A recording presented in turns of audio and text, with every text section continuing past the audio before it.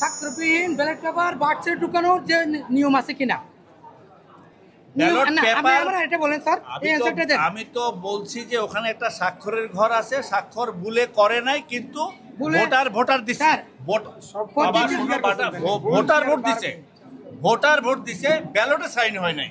এখন ব্যালটে সাইন হয় নাই, সেইটা আমরা প্রোটোকল করতে বলছি যে সেটার জন্য রেজলিউশন থাকে, সেই রেজলিউশন অনুসারে পরে আমরা বার করব যে ওনারা যেই কয়টা বলছে সেই কয়টা ব্যালট ছাড়া আর কোনো অতিরিক্ত সাইনবিহীন ব্যালট এখানে আছে কিনা। কারণ যতগুলা ব্যালট আমরা দিছি ওখানে প্রত্যেকটা ব্যালটের পরিবর্তে একজন স্টুডেন্ট ভোট দিবে। সুতরাং যতজন স্টুডেন্ট ভোট দিছে কতগুলা ব্যালট ওখানে গেছে, তার মধ্যে 10টা আছে যেগুলোর মধ্যে সাইন নেই। এই হলো কথা, আর তো কিছু না। তো এই 10টা সাইনগুলা যেটা নাই সেই 10টাকে আমরা আইডেন্টিফাই করব। তার মানে এক মিনিট স্যার, তার মানে স্বীকার করলেন যে স্যার ব্যালটে সিগনেচার ছিল না। এটা তো স্বীকার করছে,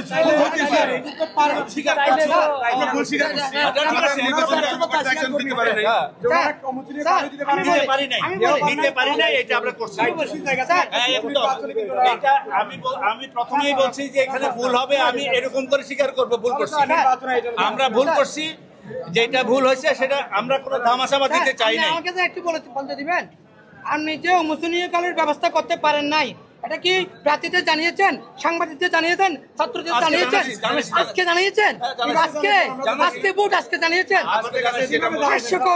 হাস্যকর। এই নির্বাচন কমিশনার মেরুদণ্ডহীন নির্বাচন কমিশনার, এই নির্বাচন কমিশনার অতর্ব নির্বাচন কমিশনার, এই নির্বাচন কমিশনার এত মেরুদণ্ডহীন, এদের কোনো মেরুদণ্ড নাই।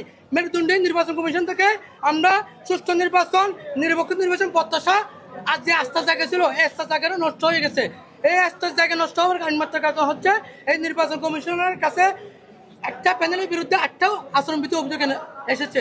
এই 8টা আচরণবিধির অভিযোগ যে শাস্তি, সেই শাস্তি সারা নিশ্চিত করতে পারে নাই, কারণ একটা বিশেষ গোষ্ঠীর সুবিধা দেওয়ার স্বার্থে এই প্রশাসন জামাতি প্রশাসন, এই নির্বাচন কমিশন মেরুদণ্ডহীন নির্বাচন কমিশন, এটা জানার পরেও আমরা গণতন্ত্রের প্রক্রিয়াকে অব্যাহত রাখার স্বার্থে দীর্ঘ 35 বছর পর ছাত্র নির্বাচন হচ্ছে, এই প্রক্রিয়াকে অব্যাহত রাখার স্বার্থে সাধারণ শিক্ষার্থীর স্বার্থে আমরা নির্বাচন অংশগ্রহণ করেছি।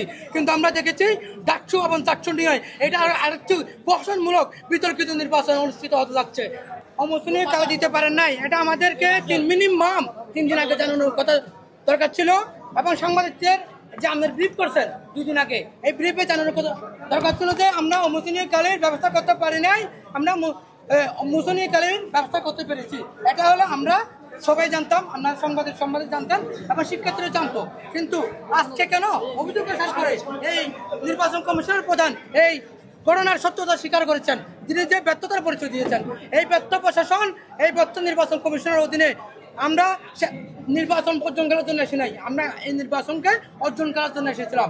আমরা সার্বিক পরিস্থিতি বিবেচনা করে শিক্ষার্থীদের সাথে আলোচনা করে আমরা সিদ্ধান্ত নিব এই নির্বাচন কমিশনে নির্বাচন কিভাবে আমরা থাকবো কি থাকবো না, আমরা শেষ পর্যন্ত থাকবো, এবং এদের আসল রূপ এই বিশ্ববিদ্যালয় প্রশাসন এবং নির্বাচন কমিশনের যে আসল রূপ এটা আমরা উন্মোচন করবো।